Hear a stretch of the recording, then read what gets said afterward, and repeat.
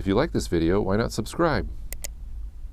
Hey everybody, welcome to my review of an item for your interchangeable lens camera that I think you might like. It's actually a combination of these two things. This is a cheap lens adapter from eBay.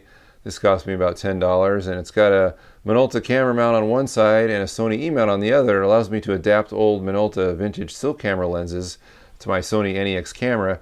And this is a variable ND filter. This screws onto the front of your lens and allows you to restrict light coming into your camera. Now the item I'm reviewing is this. This is the Fotodiox ND Throttle, and it's actually a combination of these two things.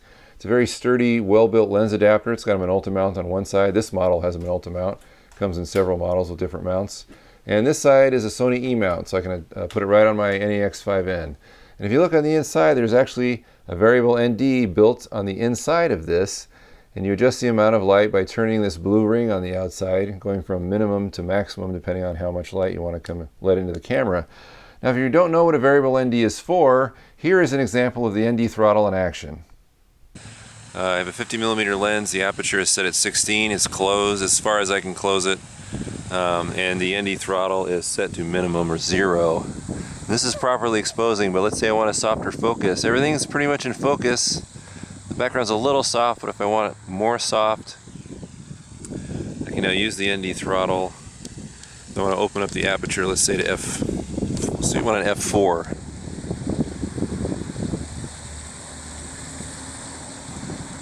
Now I can use the ND throttle. Tree is in focus, background is a lot softer, and this is something I couldn't have achieved without using an ND filter or a variable ND.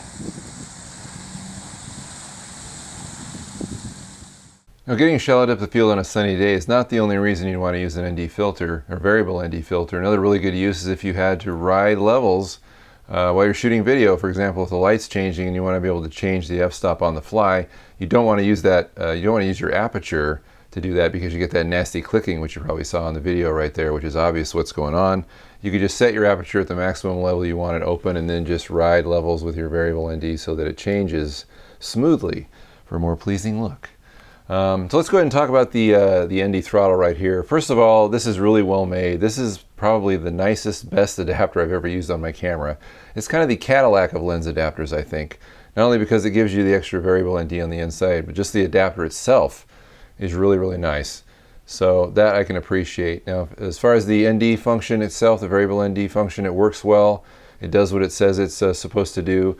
One thing I really like about this, compared to the cheaper version, is that it has a stop. When you go to minimum or maximum ND, it will stop. Where this one will just keep turning. You can turn it on an endless loop and keep going, and you're never really sure exactly what you're getting. It does have some marks on this with a little arrow, but what does that mean? I mean, there's no indication of anything. You're just kind of eyeballing it, using the light meter inside of your camera and then stopping where it's supposed to expose properly. Where this, at least, you have a minimum and maximum label on the outside here, and then 12 marks, so you can kind of know what you're getting. There's a little arrow, just like on the other one, but there are no numbers. I kind of wish there were some numbers of some kind, whether it directly applies to exactly what the ND you're getting or not. I just would like some way of being able to record keep better. So if I was a DP and I was trying to recreate the shot, or I thought I would need to recreate the shot later, I would like to keep records. And that doesn't really give me, I could just go from 1 to 12, I guess, but I just wish there were some numbers on there. And one thing I wish was a little better implemented on this is this blue ring here, which I really like, but the blue ring is pretty flush against the body here, so trying to grip this sometimes can be a little difficult because it is so flush. There are some ridges here, but I wish they were raised a little more, or maybe there were few more of them, or they bit into my finger a little better. I would prefer that. Part of the reason that I think I wish that were a little better implemented is because in my setup, this sits at the back of my lens, and a lot of times I'm using my primes, and when I use my primes, I'll also probably some of the time use a follow focus, and a big follow focus gear sits on my primes, and if I want to adjust this, I'm reaching behind the gear, so the easier it is to turn, the better. This is actually a better idea in that situation because I can adjust this from the front of the lens, and I don't care if the follow focus gear is there or is not there. This is easier to get to. This only works on one thread size. This is 49mm thread size, but I've also got lenses that are 55mm and 67mm, and if you want to use a variable ND on those different thread sizes, you either have to buy more of these in different thread sizes or get one big one and then use step down rings. That's probably your most economical approach. So that's doable, obviously, but this is way more convenient. It doesn't matter what lens you put on this. If it's a Minolta lens in this case, it doesn't matter how big or small the thread size is, this will always work. So you don't have any of the fuss you have to do with this. Now, one thing I wished about, it was a little different about these, and there's probably no way of changing this because it's the case with any variable ND, is that you can't really ever turn this off. You can't get rid of the ND. There's no ND 0 where it's just clear.